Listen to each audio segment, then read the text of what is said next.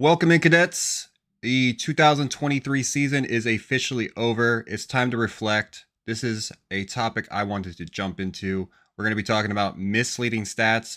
My name's John. This is Jonny. We've kind of haven't been together for a little bit, but we wanted to reflect on the 2023 season. Sorry about that.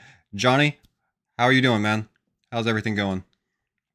Good. We were just talking. You won a dynasty championship. I won in the redraft league that you and I were in. So yeah, we've been heads down, putting our money where our mouth is. We made some bold calls. I was just revisiting our bold takes video, and we hit on a good bit of them. I think people probably laughed me out of the room when I said Anthony Richardson was going to fall outside the top 20 quarterbacks this year.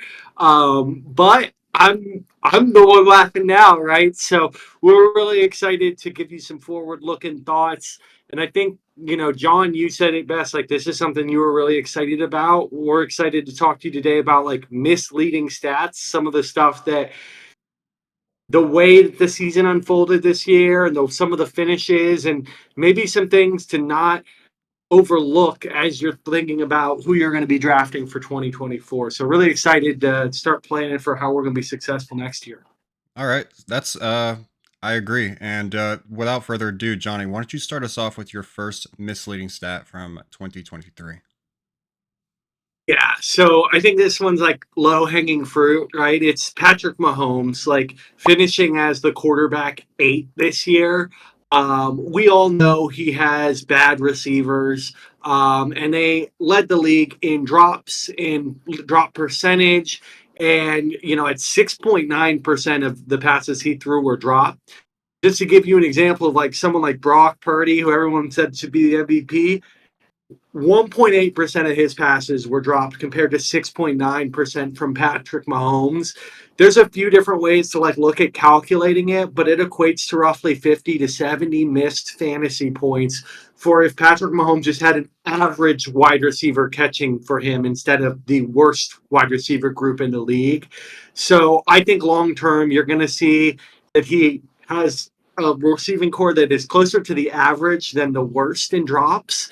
And he finished as quarterback 8, but again, with just an average output at or with his receivers with drop rate, he would actually finish closer to quarterback 3 or 4. So he is still the best quarterback in the league, in my opinion. Amazing at evading pressure, deadly accurate. I mean, these weren't just drops; these were hitting people directly in the numbers and falling to the ground. Um, Some for pick I think sixes. he is, yeah, exactly, and end up being 6 points for the other team after he hits his receiver right in the chest. So do not get too low on Patrick Mahomes. The talent is just still there. It's point blank. It's just still there. And long term, I think he is the best quarterback in the league. I wouldn't be surprised if they go out and win another Super Bowl this year, and he just carries them to it like he did in that ice cold game the other night. So don't overthink Mahomes. Yeah, he had a QB8 finish, but he is still QB1 in my heart. This actually might be the year that where you can possibly sneak Mahomes and get him in like the fourth or fifth round. Because he kind of being looked after as like he had a cruddy year. But this is an outlier year for him. QBs, we've seen elite QBs do this all the time. Rodgers in 2019, he was a QB9. He bounced back. He was a QB2. Brady in 2014, he was a QB9. He bounced back QB2. So there's going to be some positive regression for Mahomes. And just kind of add on to some more stats is he ran the most out of his career this year, 75 attempts. So, and he didn't find the end zone.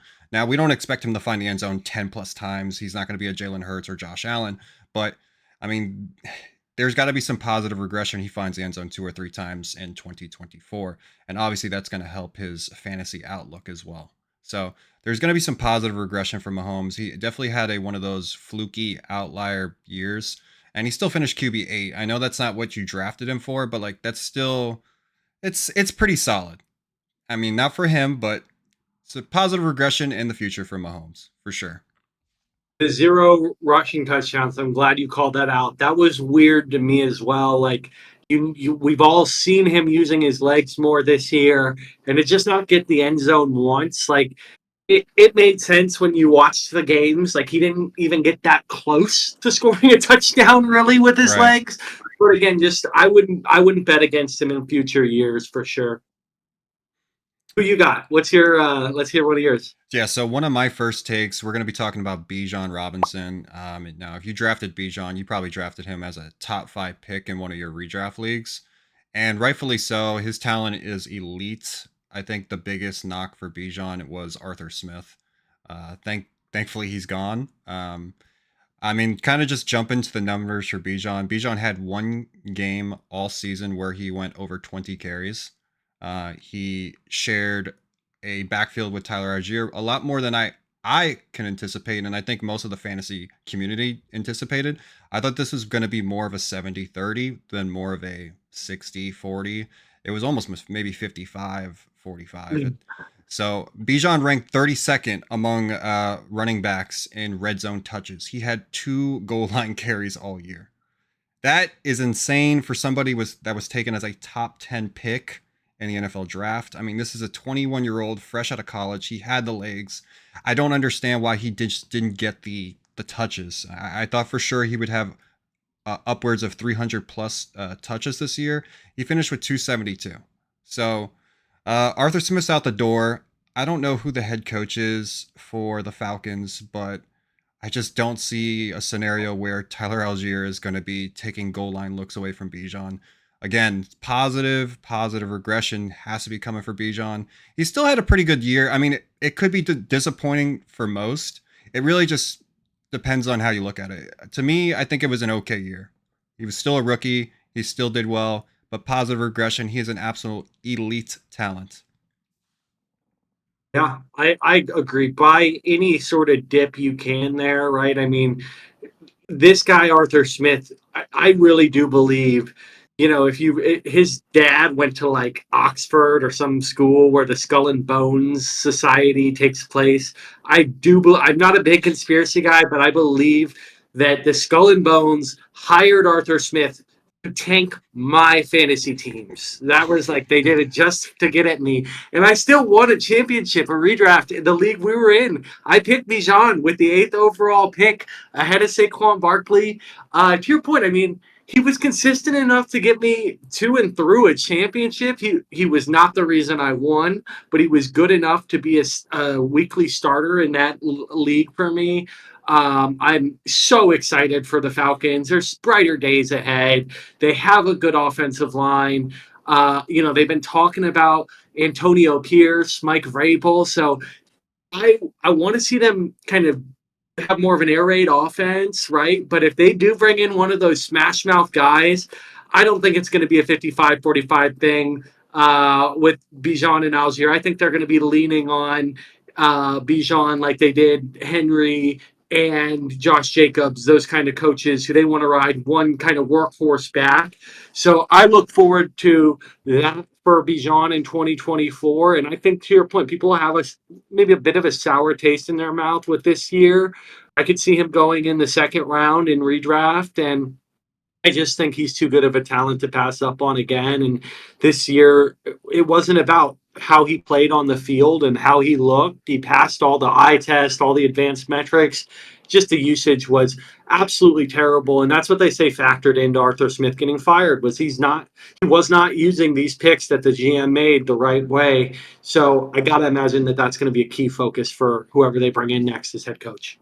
Now, Johnny, me and you are going to be doing a mock draft pretty shortly. A way too early mock draft, but we're going to do it for fun. And we might be seeing 2 running backs go before Bijan here. I can see Breece Hall and maybe Jonathan Taylor go before him. He won't be I'd probably take Breece Hall and that's about it over Bijan. But in redraft leagues coming in like September, I can definitely see 2 running backs going before him. And if he does slip to the back of that first round, even second, I mean, he's an absolute steal there. Again, it just depends on the coaching staff, but yeah, Bijan, positive regression coming. Don't worry about him. One name I've heard, and I'm glad you brought it up in terms of like redraft, kind of way too early rankings, is Kyron Williams and going Oh as a man. first round pick.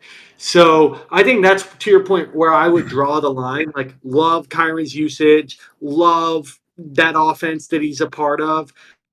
There's a lot to be shaken out here. I think they probably draft another running back. Again, he's got that, I think, fifth round draft capital, Kyron Williams, and there's a whole slew of data that historically, after the third or fourth round, you just don't want to take multi year bets on those late round running backs. Right. Um, so I could see him going in the first round if nothing changes next year, but I would take Bijan over Kyron Williams in the landscape we live in right now. I think people are going to prefer Kyron because of how he's played this year and the production, but I don't think they're thinking about the future. I think they're going to be thinking about what happened in 2023 more than what the Falcons will look like next year with the right coaching.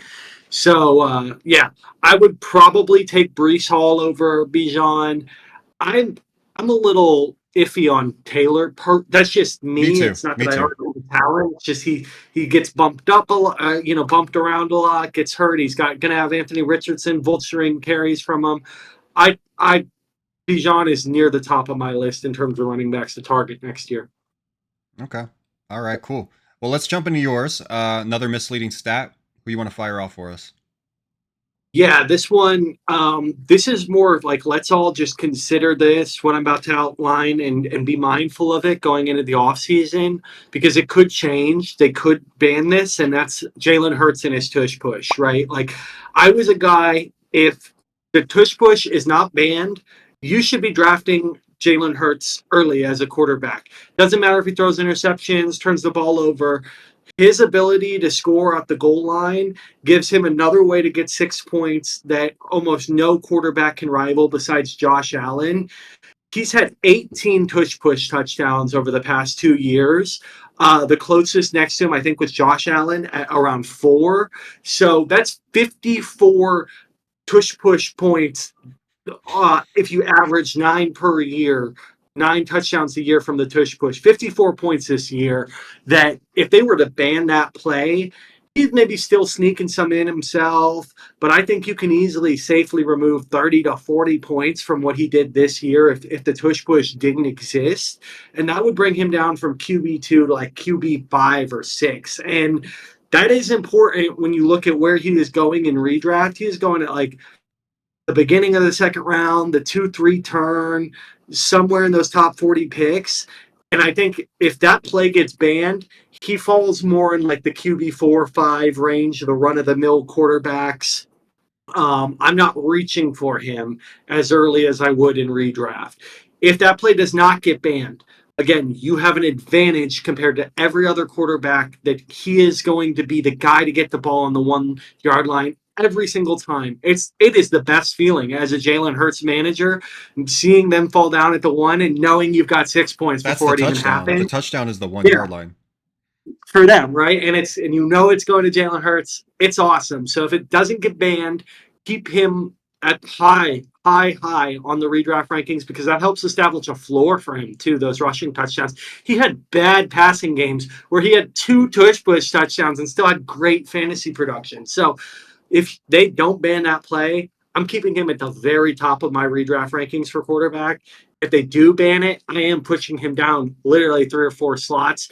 People say, "Oh well, if they ban it, he'll still get the sneak." I just wouldn't guarantee anything, and I would exercise caution if they do make any bans on that play. Yeah, and keep in mind Kelsey's probably most likely retiring, so they're going to lose their center. That's pretty much the cog piece of this tush push, and we don't really know who's going to be filling in for him. So, if there is a Even ban, if they don't ban it, yeah. yeah, and if there is a ban for this, we're not saying there's not a scenario where Jalen Hurts gets 9 touchdowns on the year. It's not sustainable for them to take out this play and him score 15 touchdowns next year. I just don't think it's possible. So Jalen Hurts is Exactly. still going to be good for fantasy no matter whether the play is banned or not. It's just again positive and negative regression here. There's going to be negative regression, especially if this plan is if this is banned. So tush push all aside, Jalen Hurts had a crappy year, but he was amazing for fantasy football. So To be two, and to your point, didn't look that good doing it. right. But Tish does play a major factor. So Cool. Um, let's move on. I got David Njoku now. Before we even get into this, I'm not telling you not to draft David Njoku. He's going to be a middle of the road tight end, 5 to 7 in that range in 2024, and I think that's where you should draft him. However, I think at the back of the year he had a very favorable schedule for tight ends. He really went crazy with Joe Flacco, and Joe Flacco is not going to be under center moving forward. This is Watson's team. He's got the guaranteed money. He's not going anywhere. He's going to be tied to this offense for quite a long time.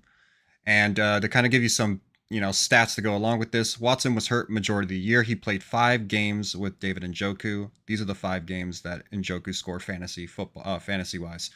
Week 1, he scored 4 points. Week 2, he scored 6. Week 3, 6. Week 9, 12. Week 10, 11. So Njoku really was not playable for Deshaun Watson. He actually scored 1 touchdown in that span of games as well. He averaged 5.2 targets per game in those games. Now with Joe Flacco under center, including that playoff game that they just lost, 5 games, he averaged 9.3 targets per game. He scored 4 times. And I mean, this is insane considering I think most of us think that Deshaun Watson is a better QB than Joe Flacco at this point of his career. But I'm telling you, I'm not saying not to draft David Njoku. Just don't fall in love with what you saw at the end of the year because it's not going to be sustainable. Deshaun Watson apparently does not like throwing to his tight ends. So we've seen a small sample size of what to see, and I just don't think David Njoku might be a letdown going into 2024 if you draft him in the 4th, 5th round. So There's got to be an innuendo there with Watson and tight ends, but I just can't think of it. Um, but no, I can't agree with the take more. I like Njoku. I mean, a run after the catch monster. He looked really good this year. He kind of put together what we all wanted to see from him his entire career. You see this athletic guy with good hands, and you're like, man, this guy looks just like he could be legit. And he really looked great down the stretch, even in their wild card loss. But to your point, it just was a bit of a facade that he's got Joe Flacco dealing it to him. Um, Watson loves pushing to outside receivers. To your point, so I'm exercising caution. To your point, I don't think he is like a difference difference with Watson as his quarterback. And if I'm reaching for a tight end in redraft, I'm going to go with one of those guys who's got that like difference maker upside, a positional advantage. And I think you're going to see him kind of fall into just more of the middle of the pack. I want Trey What was McBride on that? my team. Trey McBride. Yeah. Well, I mean, he's going to go high in redraft, but I think Sam Laporta is a great example. We talked about him a lot before the season started. Like, fade the Evan. I loved Evan Ingram. I said he was a guy who you could kind of reach for at tight end in like round 9 or whatever. But my point was like either go with one of those guys you think is an actual difference maker, or if you think they're going to fall in the middle of the pack, why even waste a mid-round pick on them when you can get a Sam Laporta? There was a ton of tight ends who were available at the very end of drafts. Jake Ferguson, all these guys who ended up putting up tight end 1 numbers, but you didn't have to waste a mid-round pick on them. So I agree with you. I don't think I'm going to reach for Njoku in those middle rounds next year just because of the trade-off of getting, a potential league-winning running back or wide receiver. How about you? What you got for me? This is your final one, Yeah, right? final take. This is probably my favorite one just because as I combed through the numbers, I really didn't realize how awesome it was. And Justin Jefferson, like on a per game basis, had the best season of his career and was just incredibly dominant. So he finished as wide receiver 33. That's the misleading stat here. You should get him at any discount you can next year. He had higher yards per catch than his 2 previous years. And if you remove the games that he left early due to injury, he averaged 23.9 fantasy points per game in full PPR. That is number 1 in fantasy points per game. All positions, And this includes a game where Jaron Hall wouldn't pass to him in the first half, and they had to throw in Nick Mullins. He had quarterback carousel play and just was running out there, commanding the ball, catches in traffic, just incredibly talented player. He is the 101. The thought process as having him as the 101 last year was incredibly sound, and it always happens like this. When you're the 101, there's bad luck and you're going to get injured or something's going to happen, right? It happened, but he still finished with 1,000 yards, over 1,000 yards while missing like half the season. So just a fantastic player who was the most productive player on a points per game basis in the full games he played. So if he's not the 101 next year, then be thankful if you're the 102 and you can pick him up. People are going to think that's a reach because he, got injured and there's some negative perception. This guy wants to be out there. And the thing I like is he's only going to play if he's 100% healthy. Like, he missed a good bit of games, but you didn't have to worry when he came back that he was going to come and leave and come and leave. Like, he came back 100% and was the exact same player. I want a guy who, if I'm firing him up, I know he's going to give me 25 points like he did every time he played, as opposed to like a T. Higgins who rests a hamstring injury for 2 weeks. You start him, and then he plays 5% of the snaps and scores 0 points. Like, I love everything about JJ as a player, as a professional. I think, it sucked that he had to go through this injury because he would be on a truly historic pace. But he's the type of athlete where he still could end up like being a record breaking wide receiver, even with missing half a season. I mean, the guy still finished with 1,000+ yards. Can't say enough good things about him. And I think there's some misleading stats out there like, oh, wide receiver 33 finish, and he was the 101.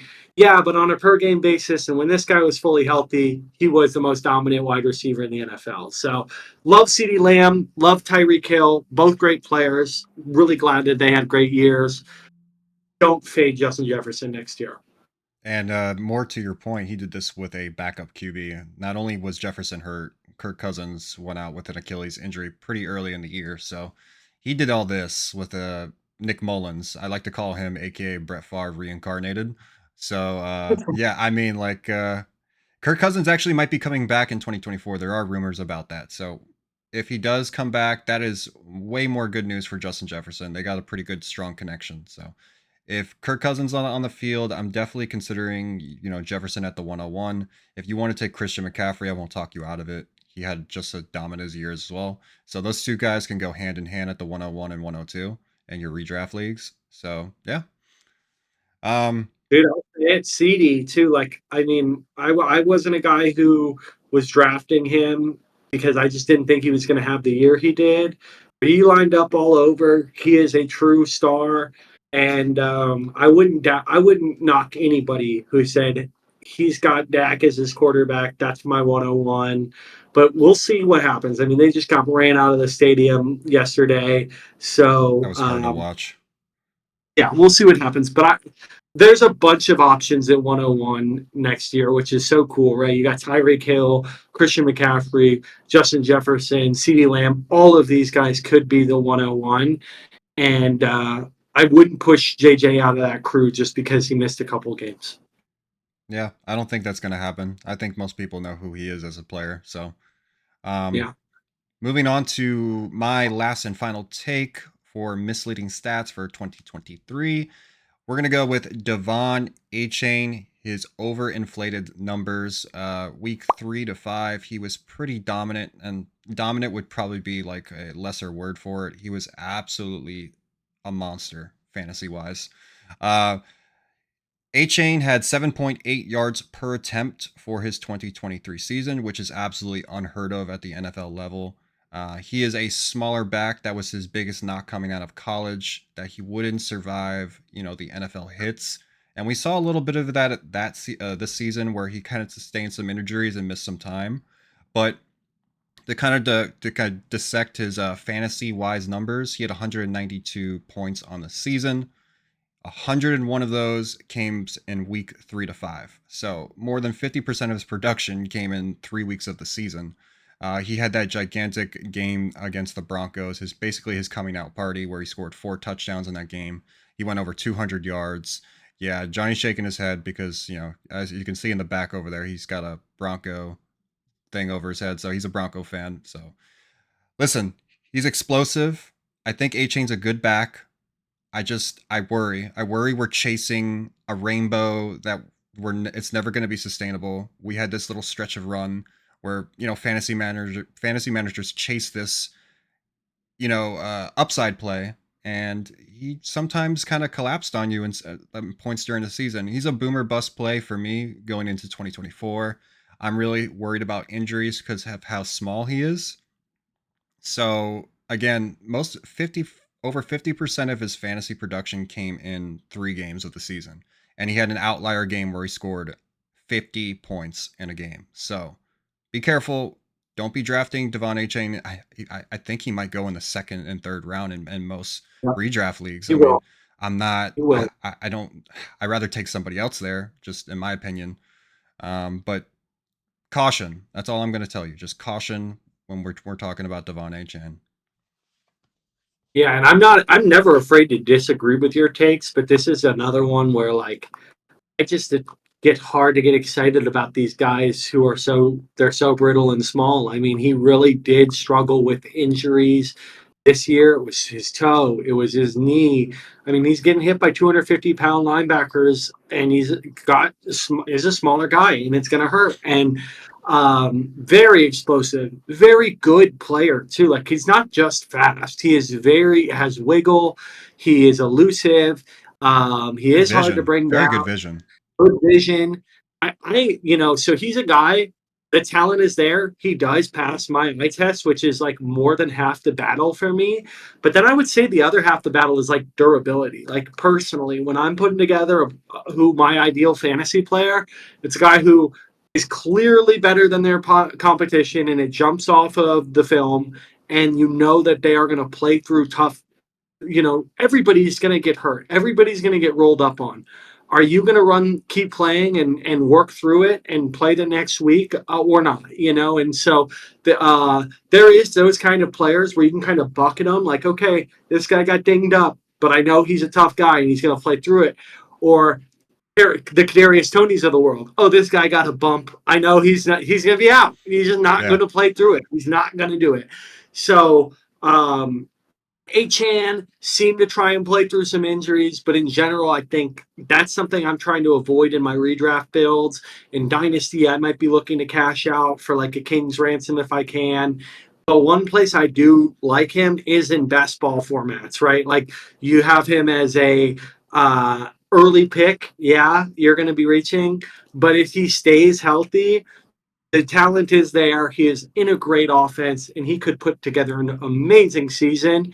But the chance of injury does make me fade him a couple rounds more than maybe consensus in redraft. So people can think what they want. People can say that injuries aren't predictable, but they are. You can do some of the things I'm talking about. Okay, has this guy played through this stuff in the past, or does he typically lean towards sitting? What does this guy's injury history look like? How many games has he missed in college in the pros? So there's a few things there that when you look into it with him, um, there's some concerns, but they're being overlooked because of the unreal production and the talent that jumps off the film. So. One quick thing. I wanted to ask you this. This is kind of like a scenario that might not exist. If Raheem Mostert does not come back for the Dolphins and it is Devon Achan's backfield, how high can we see him creep up? Can he creep up until the first round? I mean, I don't see why not. That's kind of where I'm at with it. It's just like people will take projections to the bank. And if he has a projected bell cow role in an elite offense, you could project him as the 101, but the reality is he will always be a change of pace guy, and that's not a knock on him. They are going to have to use him smartly. They should limit his touches. He shouldn't be some guy out there getting 20 carries a game being running back dives right up the middle, right? Get this guy the ball in space, monitor his snaps, use him in high leverage situations. I would try and get him the ball 10 to 15 times a game and keep him healthy throughout the year. So that's what I think will actually happen. Mike McDaniel's a really smart guy and will use him properly, and he will be a good player. I think the key is just keeping him healthy. And again, there's no scenario to me where he's a bell cow. And if I'm drafting a running back in the first round, it's a guy who's on the field for all 3 downs. And even if they get rid of Mostert and people say, "Oh, he's the guy," a guy like Jeff Wilson will eat into the work. Whoever it is that is that 1B, they're going to have a change of pace guy like Achan, and they're going to have a more of a power runner like Mostert or Wilson. And I think that's a good mix, you know. So Right. could he creep into the first? Crazier things have happened. Right. Am I still out? Yes. Even more so, probably if he creeps into the first. Well, Right. what it's worth, I think Raheem Mostert probably gets his job back as a Dolphin. He played pretty good last year, so. But I think that's gonna do it for our misleading stats. Just something to think about. Again, we're not. This is not a knock on these players. This is just information we have gathered. We are giving back to the people. Do what you may with it, but just some more information to think about going into the 2024 season. But yeah, we got a lot of time in this off season. We're going to be doing mocks. We're going to be doing probably jumping into some dynasty. But yeah, if you want to stick around, drop a like, subscribe to the channel, and we will see you in the next video. Yes, sir. Like, comment, subscribe, show us some love. Ask any questions you have, comment them on the video. We love answering questions. You can find me on X, FF Academy Jonny, Jonny. John and I are writing for the Player Profiler news desk as well. So stay up to date with what we're doing. We're offering a lot of good insight. We're keeping our eyes on the latest news. And we really enjoy what we're doing. So thanks for watching. Take it easy.